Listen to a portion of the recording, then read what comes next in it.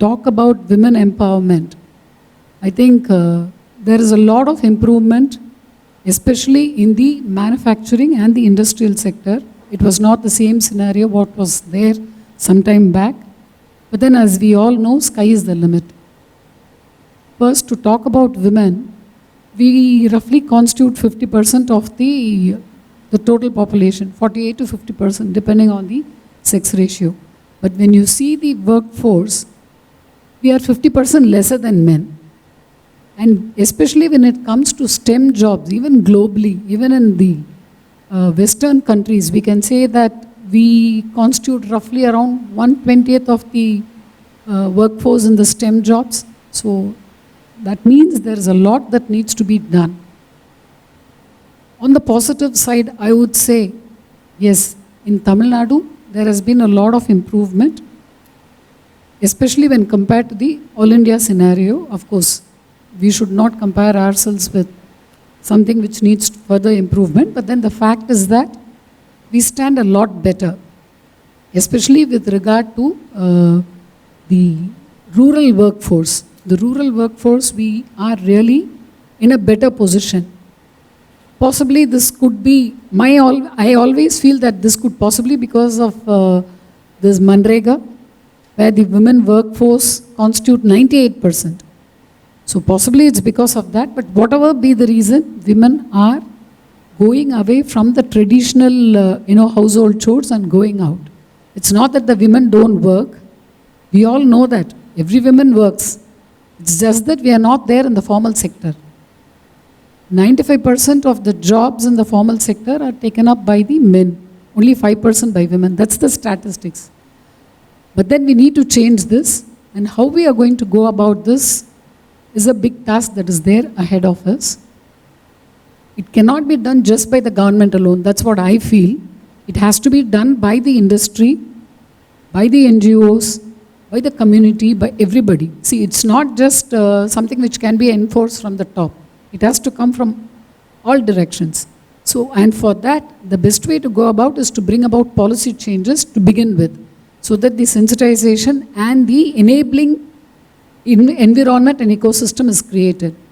Towards this end, the government of Tamil Nadu is doing a lot. First and foremost, I can talk about the 33% reservation which was given for women. You might say, what has reservation got to do with this? It has a lot.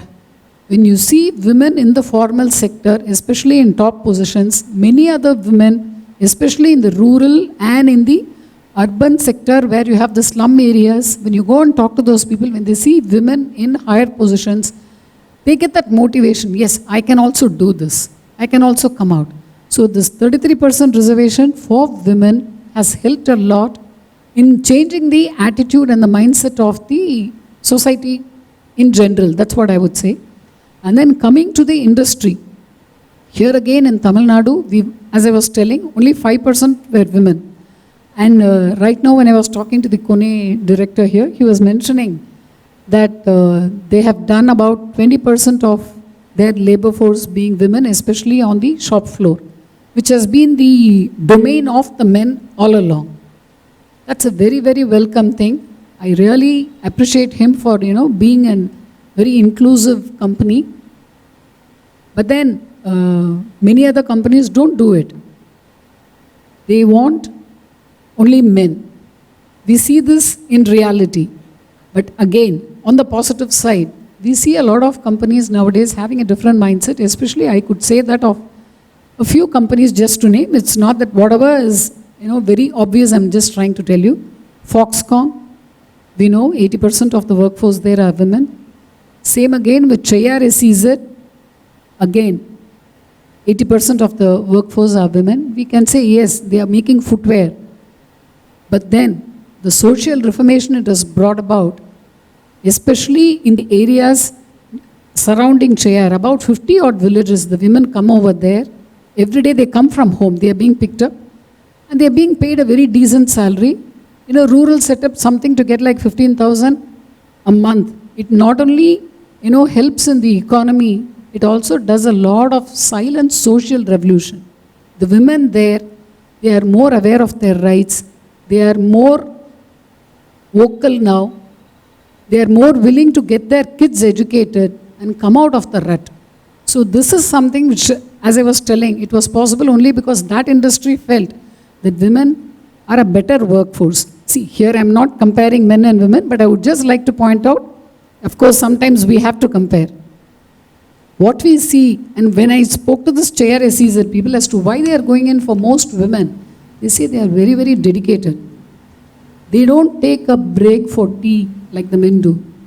You know what tea breaks are meant for men workforce. Okay, as the chair was telling, majority of the audience here is men, and I'm not trying to run you down or anything. But the fact is that men have a lot of diversion. I also am a mother of 2 boys, so I know. Boys like to, have some diversion, but whereas women are more focused, so their productivity levels are much, much higher. So they want to go in for more women. So we are seeing a lot of women in the workforce, but this is not enough, as I was telling. We need to have more and more participation of women in the workforce. As I was telling, we constitute 50% of the population. So we need to do this bit so that the GDP of the country rises, GDP of the state rises, and not only for the country and the state, but also of the family.